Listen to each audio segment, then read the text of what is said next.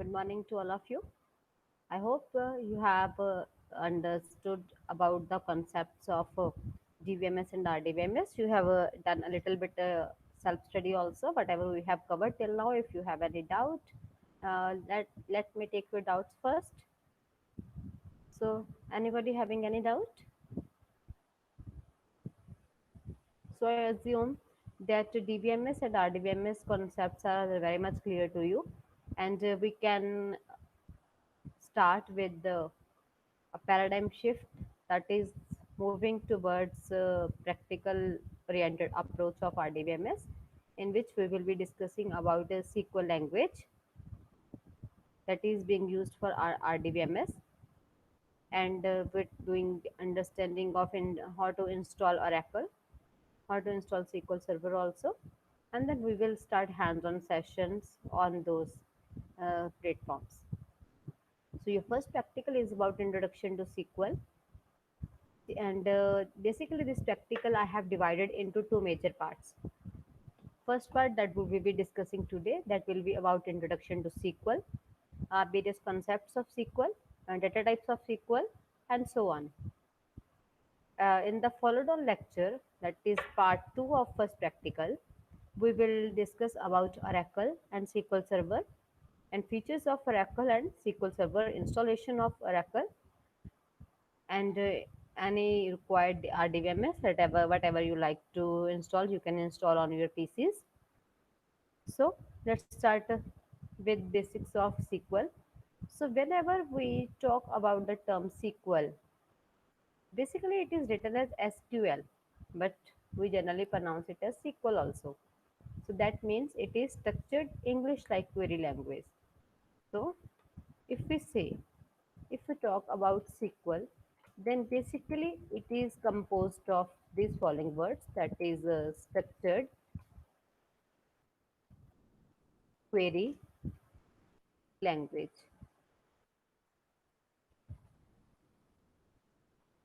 Structured query language. Here, in between this, sorry, we say structured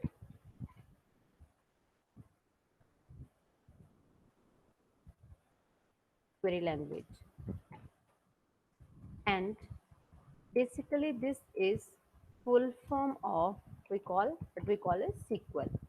But whenever we pronounce it, we generally embed one more word, that is SEQUL, like this. Or simply write it SEQL. Then what does it mean? S means structured, QL means query language. What does this E means? Here, E means English. E means English in this case. So basically, this is structured English like query language. Which, so here, structured means that a database is structured, or DBMS or RDBMS, whatever we are using with SQL is structured.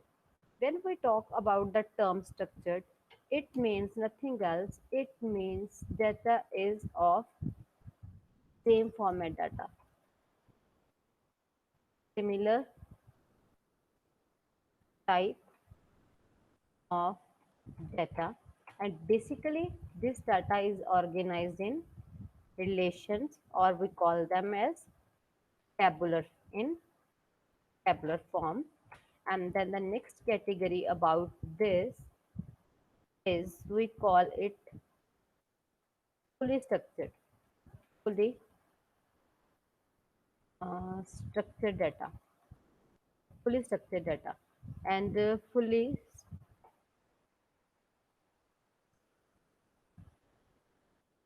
structured data. Here, it means data will be text only, means no multimedia, no multimedia, no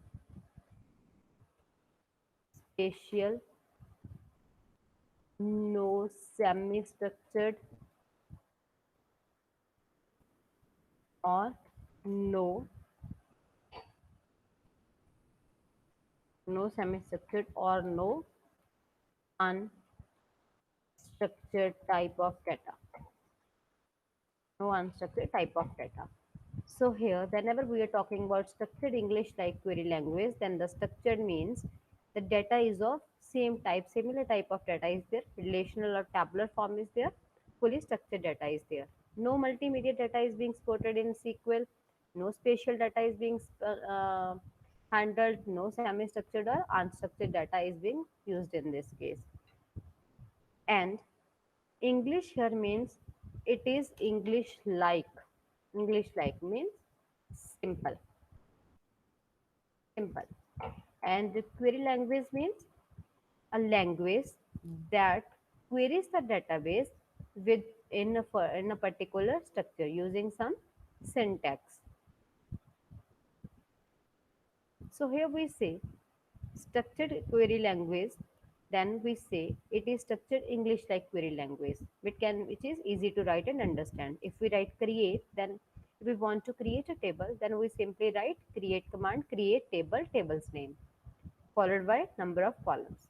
And when we want to view the data, select the data, then we simply write the command select from table name to select the data, and so on. So similarly, any type of query can be performed written in a simple, easy way, English like way, not exactly easy because there are complex queries in SQL also. And when we talk about the structured English like query language, it is a computer language. It is basically a computer language for storing, manipulating, and retrieving data stored in the relational databases.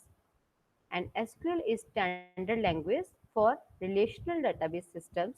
All relational database management systems like MySQL, MS Success, Oracle, Sybase, Informix, Postgres, and SQL Server use SQL as standard database language.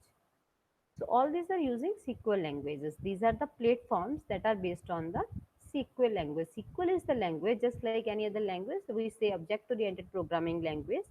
Then in object-oriented programming language, we uses objects, methods, functions, and so on. And all those objects, method, functions are used basically in any of the platform.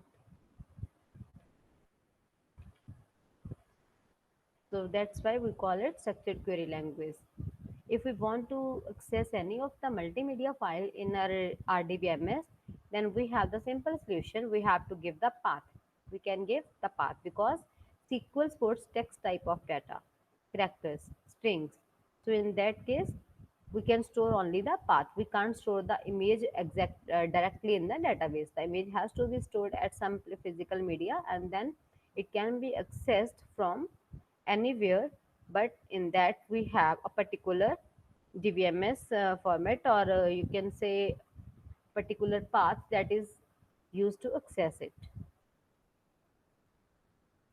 So when we talk about SQL commands, then basically in that case we are talking about data definition languages, data manipulation language, and the data control language and transaction control language.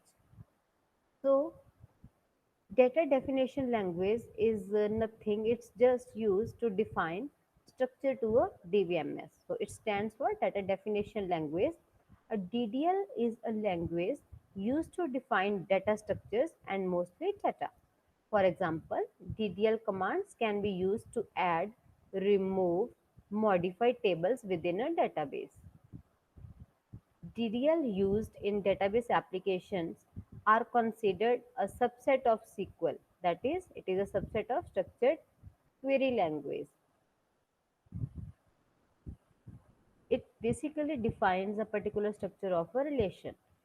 Just like when we are trying to build when we are constructing a building, we define a structure like how many rooms will be there, how many blocks are there inside the blocks, how many rooms are there, where will be the window or door of a room, how one room can be connected with other, how one block can be connected with other through a particular you can say connecting corridor also. So similarly, when we are talking about RDBMS, Then we have to define the structure, like how many tables will be there, how the tables, how many columns inside the table will be there, what will be the data type of a particular table, and what will be the constants that are applied on the tables, and how one table can be related with other table through relationship constants. So basically it deals with defining the schema or defining the structure. Then we have DML, that is data manipulation language. So DML deals with handling the queries that are related to manipulation of that data. That means making the changes to a database. So when we talk about DML, we simply say it is a manipulation language, which is again a computer language, a subset of a SQL, and it is used for adding, that is inserting, deleting, or modifying, that is updating the existing data in the database. A DML is often a sub-language of a broader database language such as SQL, with DML comprising some of the operations in the language. So it is popular programming language, by the important part of your SQL. So when we talk about DML, it simply means we are dealing with the values of a table. So it says SQL commands that deals with manipulation. Manipulation means it may be updation, it may be deletion, it may be insertion, it may be anything. These are the commands for manipulation of data that are present in the database that belong to DML or data manipulation. It includes operations like insertion, updation, deletion, and making the changes in that. So it is just like we have designed a building, we have constructed a building. Now we can allow people to enter inside the rooms. You can tell those persons to exit the room or enter the room, or reside inside the room likewise. So it means we are dealing with the values inside the data. And when we talk about the DCL, it includes commands that are controlling the permissions. It's just like putting a lock outside the door of a room. What happens with the door? It says this particular person can enter the room and this one can't enter the room. If a room is locked, then the person who is having the key can enter the room. Now who will be the person who is having the key? He will be the authorized person in that case. So here we say it basically controls who can access the data and who can't access the data, granting and revoking the privileges. So the basic commands with the DCL are grant and revoke, to control the access, to control the rights, to control the permissions and other controls of the database systems. And last but not least, we have TCL, that is transaction control language. It basically deals with the transactional operations. So how the transactions are working with it, how we can control the transaction, long term transactions. Now let us discuss about these in bit detail. So under DDL, we have the first command, that is the create command. It is used to create the database or the objects of the database, like for example table, creating indexes, creating functions, views, procedures and triggers, or creating the database also. So that is done with the help of create command. And when we talk about alter command, it basically means to alter the structure, that is to change the existing structure. Like if we are talking about a building, then we may have to remove one room, or we may need to room another, we may need to add another room, or we can say the window should be removed, or it should be there, whatever we want to change, make the physical change in the database. Similarly, if we want to make any of the changes, like adding new columns, changing the existing columns data type or whatever, this is done with the help of alter. Here we deal with the structure. And then we have drop. It is used to delete the objects from the database. Drop is basically to remove the structure. Just like if we are having a building and we uh, hire a bulldozer, और उस bulldozer ने हमारा पूरे का पूरा building ही उड़ा दी, तो अगर कोई बिल्डिंग ब्लॉक को वी आर रिमूविंग, तो उसके अंदर जो वैल्यूज होंगी, जो उसके अंदर रूम्स होंगी, वो सारी ही ड्रॉप हो जाएंगी। अगर हमने किसी डेटाबेस को ड्रॉप कर दिया, उसके अंदर जितने भी टेबल्स होंगे, जितने भी कॉन्स्टेंट्स होंगे, जो भी वैल्यूज होंगी, वो सारी की सारी वैल्यूज हमारी ड्रॉप हो जाएंगी। So that is drop, that is dropping the structure. अगर if we drop the database, then all the columns, all the tables within the database will also be removed from the existing database, because fully structure has been removed. And when we talk about truncate, truncate is basically used to remove all the records from a table, including all the spaces that are allocated for the records. Means if we use the truncate command, then it will remove all the records within the table. At the same time, if the space is being occupied by the records, that space is also freed. That space is also removed. Then we have comment command. So comment is used to add the comments to the data dictionary. In RDBMS, we maintain a data dictionary which maintains information about the data, about the columns, and it is about that it accesses all the values. You can access, you can refer to any of the value with the help of comment command if there is comment. And about rename, rename is simply a command that is used to rename the existing object. It may rename the database, it may rename the column, it may rename the, uh, you can say, a table also.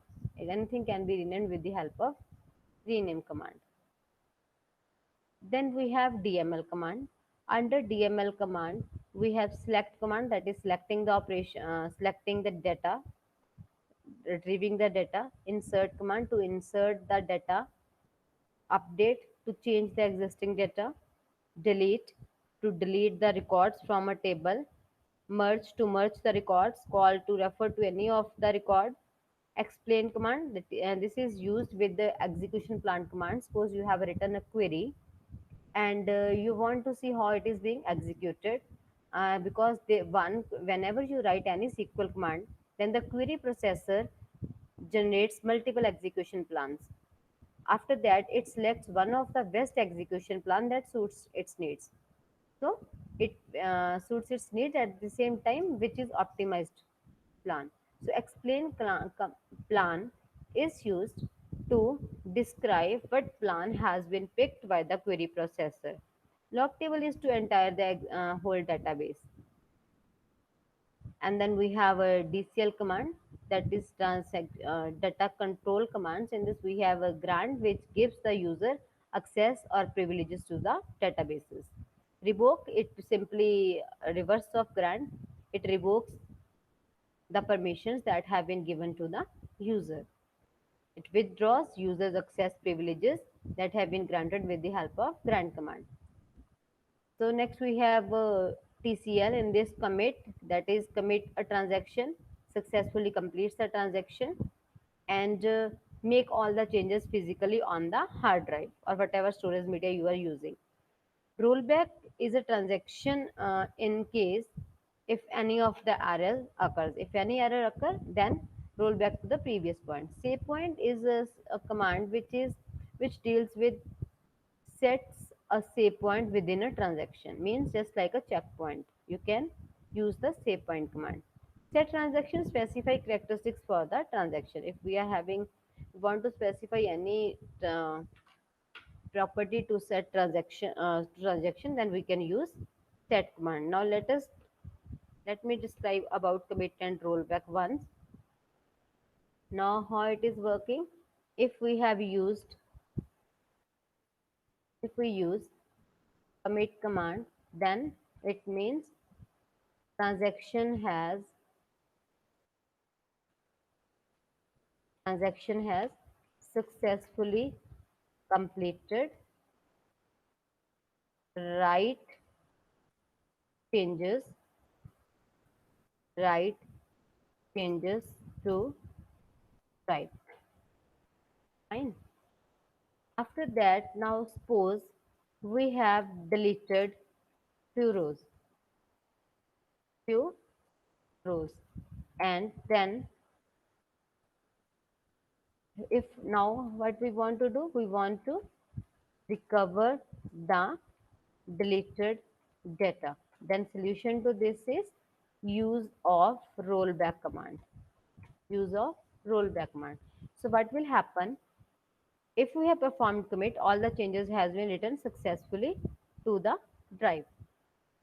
And after that we have deleted a few records. And if we want to delete, if we want to recover this deleted data, then we can use the rollback command. With the help of this rollback command, we will recover all the data. Now this was case 1. Case 1. Now let us consider another case. Let us consider another case. What is happening in this case? Suppose we were doing some transaction. In this case, we were doing some transaction. We have before this, uh, we have what we have done. We have changed the contact number of a person to new one. Means what operation we have done? We have done the updation. Updation. And we have performed commit here. Now, whenever we have performed commit, and if here we try to run rollback, try to run rollback, it means we have changed the contact number to the new ones, and now we want to get the previous contact number. Then with the help of this rollback command, will we be able to recover the old contact number? Answer in the chat box. So the answer to this is no, because you have made the changes permanently to the drive. So with this rollback, you will not be able to get the previous contact number back. Now assume after this rollback, we have deleted few rows. Now after that, we have performed the command rollback. Now these deleted records can be rolled back because we have not performed any of the commit operation after this deletion. Now after deletion, if we perform commit, then we will not be able to perform rollback. We will not get the records back because we have already performed commit. Means changes have been done to the physical media. So be careful whenever you are using commit.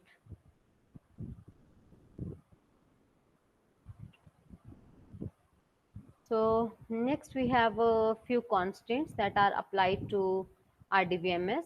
So the first constant, these few constraints are basically applied on the columns. These are also known as column constraints.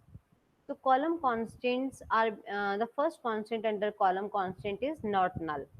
Whenever we perform not null constant to any of the column, we have applied an not null constant to any of the column, then it means that particular column will not allow you to leave any of the row empty for the corresponding column.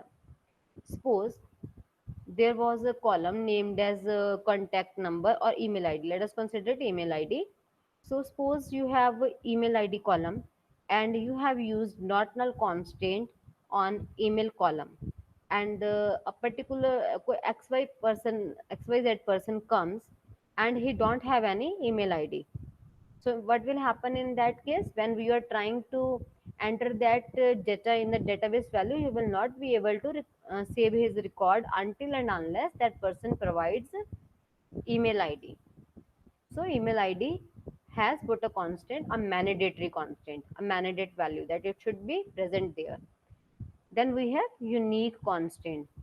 What is happening in unique constant? It means no duplicacy is allowed. Unique constant deals with duplicacy. Whenever we apply unique constant, it enforces that there should be no duplicacy, no duplicate contact number, no duplicate email id, whatever. On whichever column you have applied the unique constant, that column will not contain any of the duplicate value. After that, we have primary key constant. So basically, primary key constant is a not combination of not null plus unique constant. It allows to access the user access any of the record in a unique manner, in a individual manner. So it mandates that you will be able to find the records unique. It is and it also says if you have applied a primary key on any of the column, then you can't leave it empty. You can't enter duplicate value in that. So till this point, if anybody is having any doubt in not null constant, unique constant, or primary key constant, then please ask your query. After that, we can proceed further.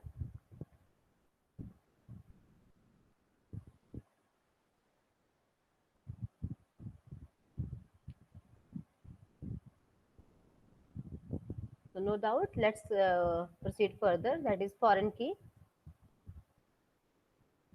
So whenever we are talking about foreign key, we say foreign key is a set of attributes subject to a certain kind of inclusion dependency constant. It means it deals with dependency preservation. So specifically, it is a constant that the tuples consisting of a foreign key attributes in one relation must also exist in some other relation. Consider the example of your table. Suppose there is a department column, department table, and then one more table is student table. And if student table has a foreign key on let me write over here.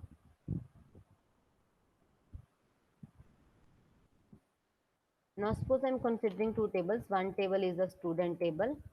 This student table consists of roll number, comma, name, comma, department, email, whatever. And we are having another table, and that table is named as department table. Department table has department id, department name, comma, suppose location of the of that department. Now in this case, or this department table will be the parent table. This will be the parent table, and this student table will be the child table. This is will be the child table. So what is happening in this case?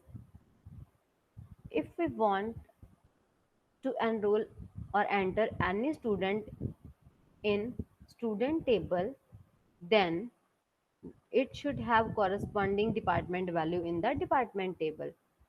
Suppose there is a value for the department, and that value is CSC.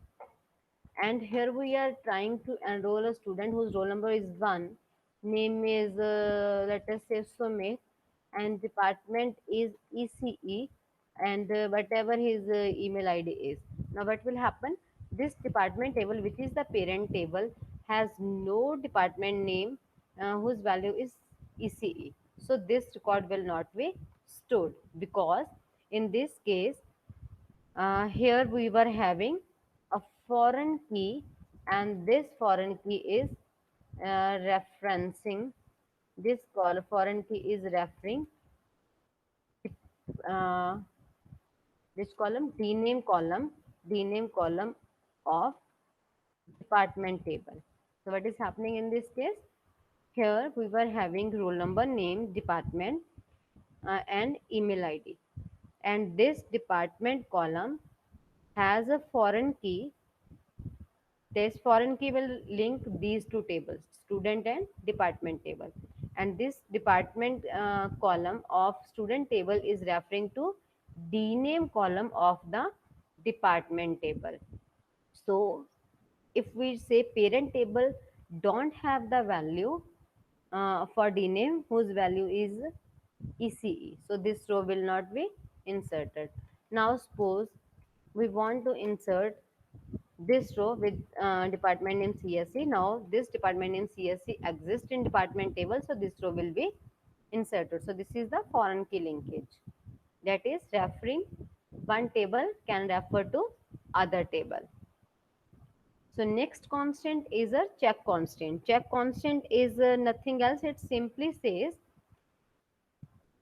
suppose I am having a balance column in my table and I want that balance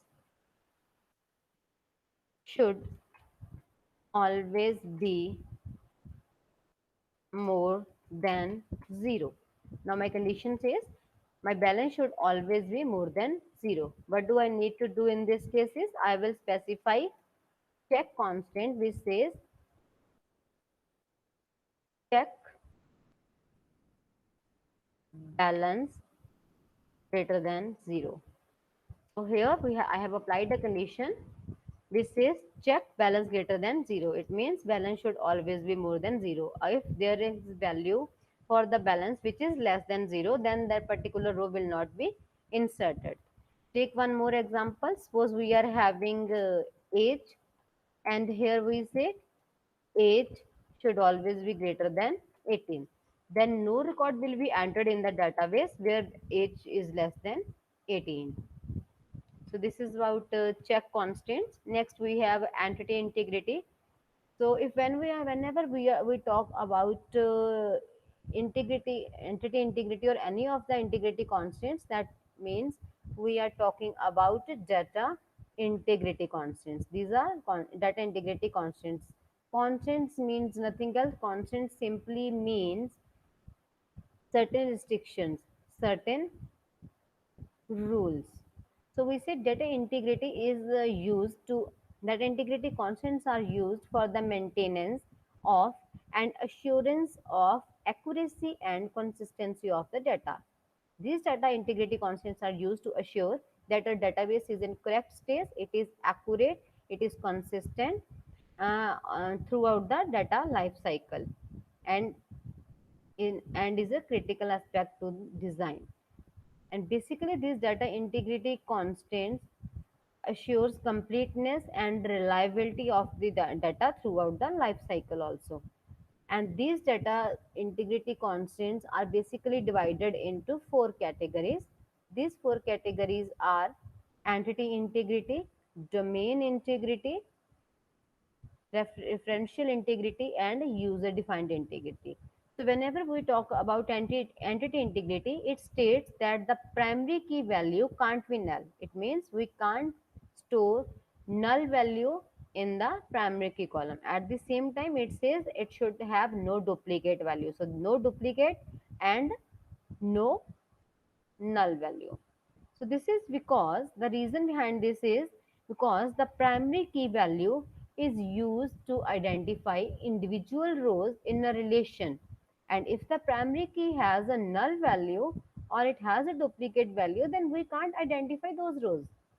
A table can contain a null value other than the other than in the primary key constant. So our next constant is on domain. Whenever we talk about domain, it means we are talking about range. We are talking about range when we talk about the domain constant. So a domain of a possible domain means a range, that is possible values that can be associated with a particular attribute. So these domain constants are the most basic form of integrity constants. They are very easy to test, and whenever data is entered, we can check for the correctness of the data stage. Strong typing of domains allows us to test for values inserted whenever queries make sense. Now suppose if we have specified that a particular column has a character value, suppose there is a name column, then we can say it should contain only character values, only characters. And if there is a salary column, then we can specify its range is number only, and it means we have defined the domain integrity constant. At the same time, a domain integrity constant is also related to a check constant. So this domain integrity constant is related with and this check constant also. Next, when we talk about referential integrity, it means we are talking about referencing to other tables. So insertion and deletion in case of referential integrity constants ensures dependency. So a referential integrity constant is defined as part of an association for a relational integrity constant. So it states that, for example, we are having a customer ID in the order table. It must match a valid customer ID in the customer table. Similarly, in our example, like we took the example of department, it says that the value for uh, department name in student column must have corresponding value in the department table, which was the primary table. So here department name can take only that value which is present in department table also, that is the parent table also. So it is about dependency. So next we say user defined integrity. When we talk about user defined integrity, it says we are enforcing some specific business rules. So user defined constants are basically those constants which allow us to customize our database requirement. So these allows you to define specific business rules that don't fall into any of the above mentioned categories. That is neither in entity, neither in domain, nor in referential integrity. So all of the integrity categories support user defined integrity. All column and table level constraints are accepted. So basically this gives the flexibility to design a database in good manner. Next we have a SQL data types. In this, the broad categories are numeric, date time, character string, Unicode character string, binary, miscellaneous, and so on. So we will be discussing these categories whenever we will be doing practical sessions on these. Then we have various types of databases. In the types of that, whenever we are talking about types of databases, we are having multiple types of databases. So here we are having broad categories, that is centralized databases, distributed databases, then we have NoSQL databases, cloud databases, relational databases, network databases, object-oriented databases, and hierarchical databases also. So these are the major categories of DBMS. So the centralized one says that the whole data is being controlled from a single location. Here it means we have a common server where DBMS is stored. So whenever we talk about centralized databases, then it means the database that stores the data at a centralized database system. It comforts the user to access the stored data from different locations, though through several applications. This application contains the authentication process and let users access data securely. As an if we want to take any example, then it is central library that carries all the books over there. The major advantage of centralized databases are it has decreased the risk of data management. Manipulation has become easy. Data consistency is maintained because the data is at only a single place, so we are making changes at a single place. It provides better quality, which enables organization to establish standards. It is less costly because fewer vendors are required to handle data sets. And there are also few disadvantages of centralized one. The size of centralized database is quite large, which means your response time will be slower. It is not easy to update Such an extensive database, very it is very difficult whenever we want to update or upgrade such database. If any server failure occurs, then the entire database will be lost. And the solution to this one is distributed one. So unlike a centralized database system, in distributed systems, data is distributed among different database systems of an data organization. These database systems are connected via communication links. Such links help the end users to access the data very easily.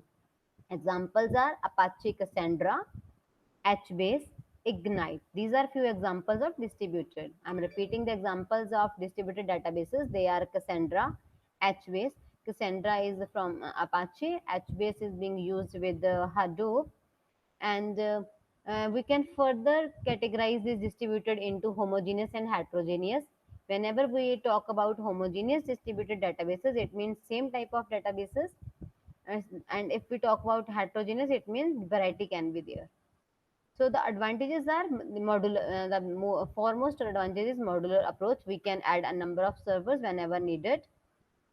One failure at a single server will not affect all others. Then next we have NoSQL databases. They are non-structured databases. It says non-SQL, that is not only SQL. It is a type of database that is used for storing a wide range of data sets, a variety of data sets. It's not relational as it stores data in tabular form. It may store in documentation form. Column-based databases are there. Key value storage is there. Graph databases there. Wide column stores are there, and many other ways are there in NoSQL. And when we talk about relational databases, they are simple tabular form that is stored in the form of tables, rows, and columns, and can be accessed easily. And cloud databases, it is a type of database where data is stored in a virtual environment and executes over the cloud computing platform. It provides users with the cloud computing services like SaaS, PaaS, AAS, for accessing the data from various locations. There are numerous cloud platforms and many are available. One of them is Microsoft Azure. Then we have ScienceSoft. Then we discussed about Amazon Web Services also, that is AWS. AWS, that is Amazon RDS also, the Amazon Relational Database Services. Then Google Cloud SQL is there, and many more are also available.